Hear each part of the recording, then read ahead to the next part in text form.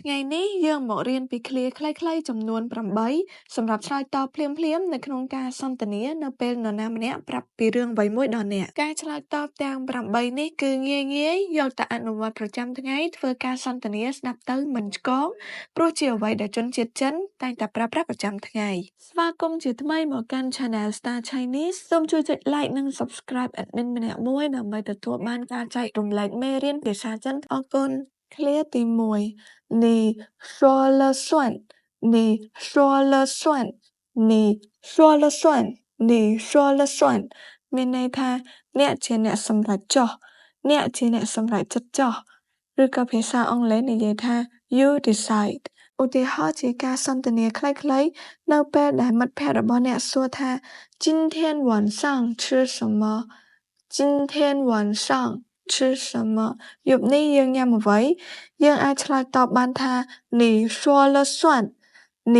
说了算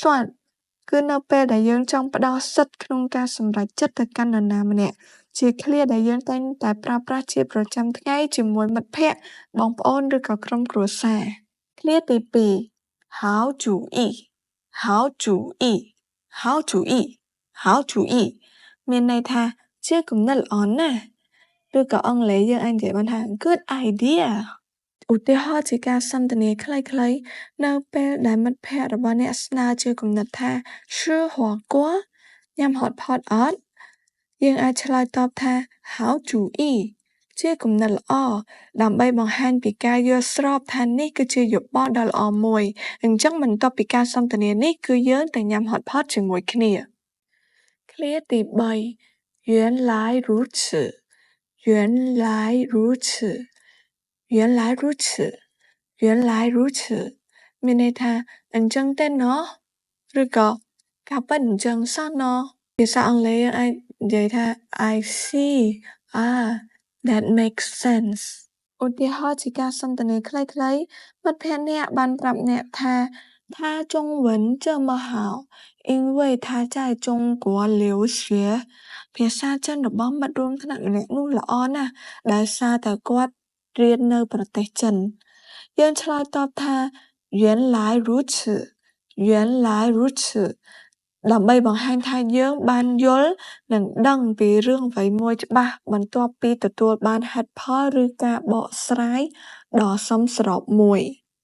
ឃ្លាទី4我同意我同意我同意我同意មានន័យថាខ្ញុំយល់ស្របឬក៏អង់គ្លេសអាចនិយាយបានថា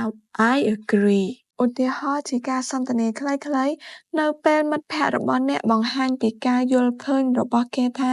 他很搞笑គាត់គួរឲ្យអស់សំណើចណាស់យើងអាចបង្ហាញការយល់ស្របទៅលើការយល់ឃើញមួយនោះថា我同意ខ្ញុំយល់ស្របឬ我不同意ខ្ញុំមិនយល់ស្របឃ្លាទី5不可思议不可思议不可思议不可思议មានន័យថាមិនគួរឲ្យជឿសោះឬក៏អង់គ្លេស unbelievable ឧទាហរណ៍ជាសន្ទនាខ្លីៗ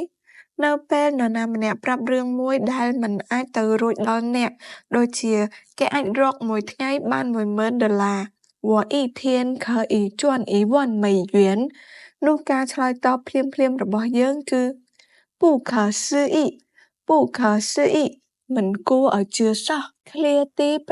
6你过奖了你过奖了你过奖了你过奖了មានន័យថាអ្នកសរសើរខ្ញុំពេកហើយ You praise me too much ឧទាហរណ៍ជាសន្ទនាខ្លីៗនៅពេលនរណាម្នាក់សរសើរអ្នកពីគុណសម្បត្តិឬរូបសម្បត្តិរបស់អ្នកឧទាហរណ៍ដូចជា你好厉害呀អ្នកពិតជាពូកែណាស់យើងអាចឆ្លើយតបដោយរបៀបដាក់ខ្លួនថា你过奖了你过奖了មានន័យថាអ្នកសរសើរខ្ញុំពេកហើយឃ្លាទី7我的天哪我的天哪我的天哪我的天哪មានន័យថាព្រះអើយ Oh my god ឧទាហរណ៍ជាការសន្ទនាខ្លីៗនៅពេលនរណាម្នាក់មកប្រាប់អ្នកពីស្ថានភាពណាមួយដែលមិនសូវល្អដូចជា老师晕倒了អ្នកគ្រូដួលសន្លប់ហើយ យើងអាចឆ្លើយតបជាមួយនឹងអារម្មណ៍ស្លុតថា我的天哪我的天哪ព្រះអើយឃ្លាទី 8 糟糕了糟糕了糟糕了糟糕了មានន័យថាវីវរហើយ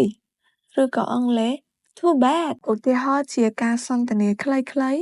នៅពេលមិត្តភក្តិអ្នកនិយាយពីស្ថានភាពណាមួយដែលមិនសូវល្អដូចឧទាហរណ៍ខាងមុនដែរឧទាហរណ៍ដូចជា要迟到了ជិតយឺតម៉ោងហើយយើងអាចឆ្លើយតបជាមួយនឹងអារម្មណ៍ភ័យព្រួយថា糟糕了糟糕了វីវរហើយបើសិនជាអ្នកទាំងអស់គ្នាចូលចិត្តវីដេអូនេះកុំភ្លេចជួយ like និង subscribe admin ម្នាក់មួយ admin នឹងព្យាយាមស្វែងរកវិធីសាស្ត្រនិងគន្លឹះថ្មីៗក្នុងការរៀនភាសាចិនចែករំលែកជូនដល់អ្នកទាំងអស់គ្នានៅវីដេអូក្រោយៗទៀតជម្រាបលាបាយបាយ